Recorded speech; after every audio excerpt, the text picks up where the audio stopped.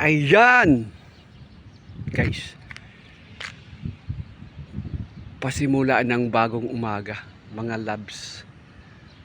Ayun, pataas na yung araw pero pula pa siya kasi ang lamig ngayon dito mga labs. Dito yung lugar kong pinagjajagingan.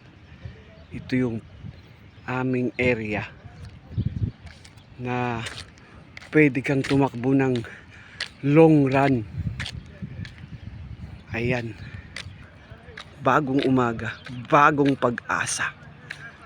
Ayan, at malamig ang panahon ngayon. Kahit malamig mga labs, pinawisan ako. Ayan, kailangan din kasi exercise. Tama na yun, maingay yung mga itik.